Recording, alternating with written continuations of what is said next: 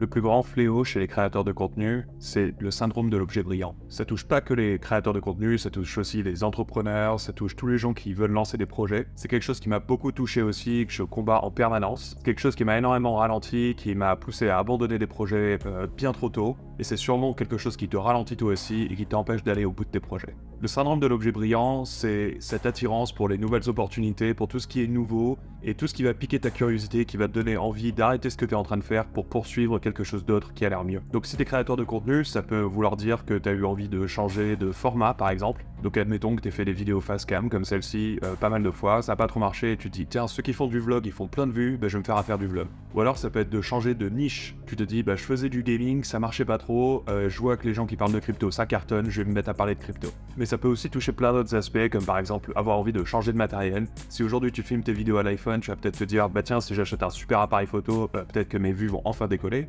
Donc plutôt que de créer du contenu, tu vas passer tes journées à aller voir quel est le meilleur appareil photo à acheter, regarder des tests, etc. Ou alors ça peut même être de vouloir changer de business model. Par exemple, tu as voulu commencer à créer du contenu et à faire des partenariats, aller manger dans des restaurants gratuitement, aller passer des séjours dans des hôtels. Tu vois que ça marche pas et tu dis tiens, je vais faire de la vente de formation parce que c'est ce que font tous les gros, tous ceux que je suis, donc ça marche. Ce syndrome de l'objet brillant, il est notamment vachement poussé par les réseaux sociaux parce qu'on est constamment exposé à des gens qui réussissent plus que nous, des gens qui font des choses différentes, qui ont l'air de présenter les choses comme étant faciles, et donc on est constamment tenté de faire comme eux pour leur ressembler et avoir le succès qu'ils ont. Et évidemment, c'est quelque chose qui te ralentit énormément en tant que créateur de contenu, en tant qu'entrepreneur, en tant que personne qui fait des projets, parce que ça te pousse à perdre ton focus et ça te pousse à considérer d'autres choses et de potentiellement abandonner ce que tu es en train de faire pour repartir de zéro. Parce que forcément, si aujourd'hui tu as une chaîne YouTube par exemple qui parle de fitness et que d'un seul tu te dis tiens, je vais parler de crypto, et tous les gens qui te suivaient pour le contenu fitness, ils vont pas être intéressés par la crypto et donc forcément tu vas repartir de zéro. En fait, quand on parle du syndrome de l'objet brillant, on peut un peu le résumer avec ce graphique. Donc ce graphique est séparé en deux axes.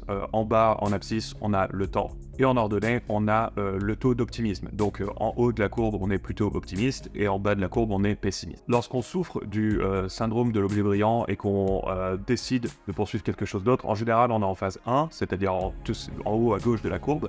On vient d'arriver sur un nouveau projet, on est hyper enthousiaste, on est très optimiste, on dit que tout va marcher, mais en fait, on a assez peu de connaissances et donc on est dans ce qu'on appelle de l'ignorance optimiste. Ensuite, plus le temps passe, plus on va commencer à apprendre des choses et plus l'optimisme va baisser. Typiquement, on se rend compte que c'est pas aussi simple, pas aussi facile qu'on a cru. Ensuite, on passe en phase 3, c'est le creux de la courbe en bas. Cette phase, on l'appelle la Valley of Despair, donc la vallée du désespoir, ou bien le deep, comme l'appelle Seth Godin. C'est typiquement le moment où rien ne marche, on n'a pas de résultats, on en a appris davantage sur le sujet, mais on a perdu notre optimisme parce qu'on n'a pas les résultats qu'on attend, ça marche pas trop, et on se sent un petit peu perdu, désespéré. Donc c'est typiquement le genre de moment où on va se dire que ce changement-là, c'était pas pour nous, que finalement ça nous plaît pas tant que ça d'avoir fait ce changement, qu'on y a été un peu par instinct, en se disant que ce serait facile, etc.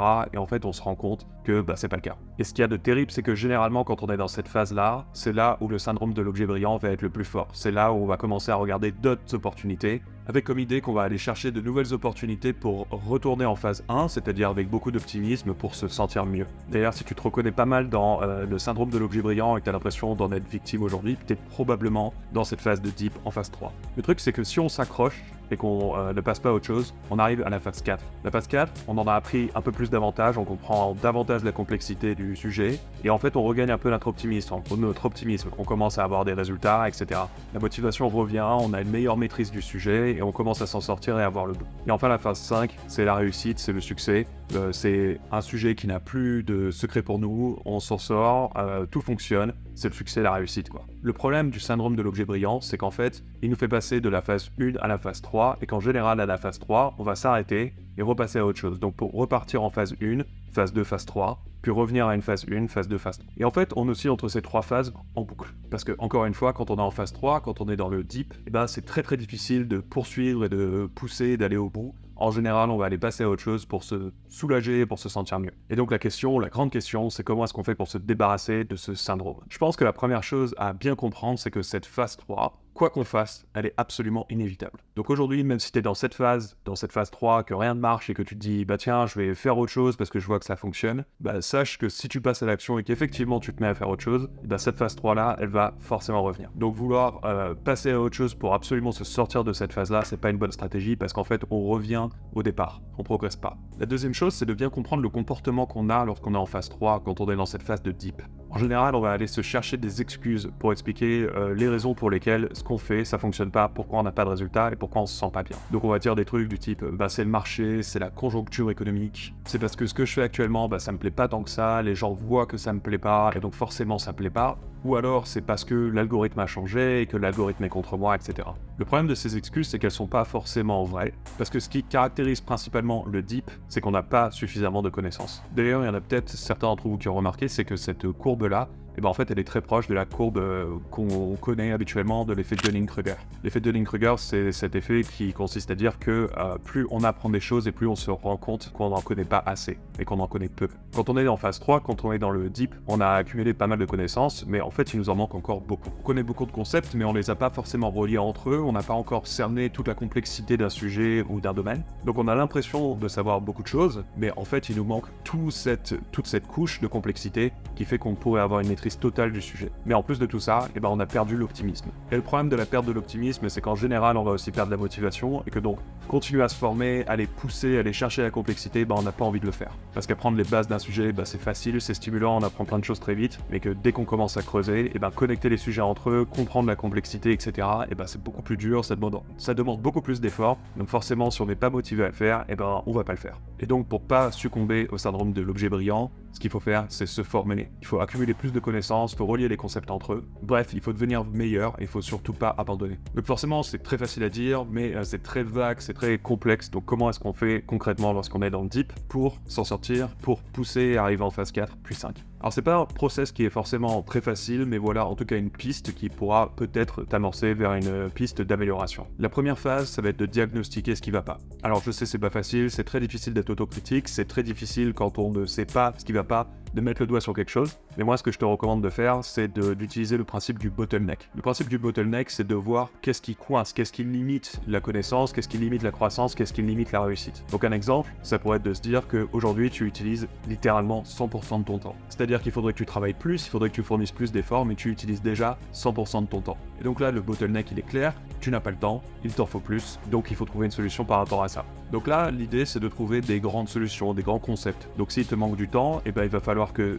tu condenses ce que tu fais déjà sur 100% de ton temps en moins de temps. Il va falloir que tu travailles ta productivité, par exemple. Oui, il va falloir que tu gères mieux ton temps. Peut-être que tu passes ton temps à faire des choses qui n'ont pas d'importance, et donc en fait que tu es occupé à faire des choses qui n'ont pas d'effet. Donc comme ça, on peut dégager des grands concepts qui correspondent à peu près à des solutions. Ça reste vague, mais on a une vague idée de la direction dans laquelle il faut aller. Maintenant, on va prendre ces grands concepts et on va aller les casser en petites choses très simples, très mesurables. Par exemple, il y a un principe dans la productivité, c'est la loi de Pareto. C'est cette idée de dire que 20% de nos actions amènent 80% des résultats. Et donc ça, par exemple, c'est un concept que tu pourrais appliquer, c'est-à-dire te focaliser sur les 20% d'actions qui apportent le plus de résultats pour toi aujourd'hui. Et donc le résultat de ça, ce serait que, par exemple, chaque matin, tu te poses devant une feuille blanche et que tu te dises, bon, je vais faire une to-do list avec 3 items, seulement 3 items. Et je vais faire en sorte que ces 3 items, ça soit véritablement les plus essentiels, c'est-à-dire que si je ne fais que ça, je progresse. Ou alors tu pourrais faire ce qu'on appelle du time blocking, c'est-à-dire utiliser ton agenda et marquer littéralement tout ce que tu fais dans une journée par bloc. Donc si tu veux faire 2 heures d'écriture, tu vas marquer 2 heures d'écriture. Si tu veux faire 2 heures d'appel avec des clients, tu vas marquer 2 heures d'appel avec des clients, etc. Et que si quelque chose il est pas dans ton calendrier, cette chose-là tu ne la fais pas, elle n'existe pas. Ou alors si tu es perdu, tu sais pas par où démarrer, tu pourrais noter toutes les actions que tu fais dans une journée, c'est-à-dire toutes les 10 minutes, tu prends un papier, un stylo et tu notes qu'est-ce que tu es en train de faire, et à la fin de la journée, regarder cette liste et virer tout ce qui servait à rien. Et donc on arrive au 4e point, c'est que maintenant que tu as des grands concepts, que tu les as divisés en actions très simples, tu vas pouvoir les appliquer. Et donc là, c'est une phase d'application, tu vas appliquer ces choses très simples. Et normalement, si tu fais ça, tu vas réussir à te dégager du temps, et donc tu te seras débarrassé de ce problème que tu avais à la base. En gros, c'est de la pratique délibérée. C'est-à-dire qu'on va se focaliser sur des choses très précises, qui sont mesurables et sur lesquelles on peut agir, et le faire, le refaire, améliorer ces choses à chaque fois. On va intentionnellement se focaliser sur une seule tâche et faire en sorte que cette tâche-là soit correctement réalisée. Et donc on va faire ça en boucle jusqu'à se débarrasser du problème qu'on a identifié au départ. Et donc, si et seulement si tu as fait ce travail d'identifier quels étaient les problèmes et que tu as pris des actions claires, mesurables pour te débarrasser de ces problèmes et que ça marche toujours pas, tu n'as toujours pas les résultats, etc., et tu peux passer à un autre problème. Et une fois que tu as fait le tour des problèmes, et seulement à ce moment-là, tu pourras te dire que finalement, c'était peut-être pas la bonne opportunité pour toi et tu vas pouvoir passer à autre chose. Le but, c'est de vraiment pas s'arrêter en phase 3 parce que l'optimisme a disparu. Il faut pas laisser le pessimisme reprendre le dessus. Au contraire, il faut avoir une démarche très objective, analyser ce qu'on fait, analyser quels sont les problèmes et trouver des solutions pour régler ces problèmes parce que c'est ce qui va nous amener potentiellement à la phase 4 et la phase 5. Le but quand on est en phase 3, c'est pas de s'arrêter, le but quand on est en phase 3, c'est de s'améliorer. Et pour s'améliorer, il n'y a pas 36 solutions, il faut prendre ce qu'on fait déjà, se dire que ça fonctionne pas et changer ce qu'on fait. C'est-à-dire qu'en gros, il faut apprendre. Il faut analyser ses erreurs, il faut passer au-delà, il faut régler les problèmes un à un. Et si malgré la résolution des problèmes, ça marche toujours pas, soit c'est qu'on n'avait pas identifié les bons problèmes, soit c'est que c'est pas pour nous, on n'y arrive pas, et là, et seulement là, ça vaut le coup de passer à autre chose. D'où l'importance de se former. Et donc si aujourd'hui, par exemple, ton bottleneck, c'est que t'as pas suffisamment d'idées pour créer autant de contenu que tu voudrais, et que tu publies pas assez sur les réseaux, etc., je te propose de cliquer sur le premier lien qui est en description, tu rentres ton email, c'est gratuit, et moi je t'envoie un système qui va te permettre de générer 360 idées de contenu en moins d'1 heure. C'est-à-dire que ça te fait une idée de contenu par jour pendant 1 an, et tu vas voir tout ça de près en moins d'1 heure. Encore une fois, c'est le premier lien en description, c'est gratuit, tu me donnes juste ton email et je t'envoie ça. Il y a une autre solution qui est peut-être un peu plus personnelle et qui va peut-être aller en complément de ce que j'ai dit précédemment, c'est de limiter l'usage des réseaux sociaux. Alors je sais que c'est bateau, je sais que c'est pas forcément ce qu'on a envie d'entendre, etc. Le problème des réseaux, c'est qu'on est constamment confronté à des nouvelles opportunités, à des nouvelles choses, à des choses qui marchent. On voit des gens qui ont mieux réussi, on a un peu de jalousie peut-être, ou on a envie d'être comme eux. Et le problème de ça, c'est que du coup, dès qu'on a un peu un coup de mou, on est vachement plus sensible à ce genre de discours-là et on est vachement plus à même à vouloir abandonner ce qu'on fait et passer à autre chose pour suivre une nouvelle opportunité, une nouvelle tendance, etc.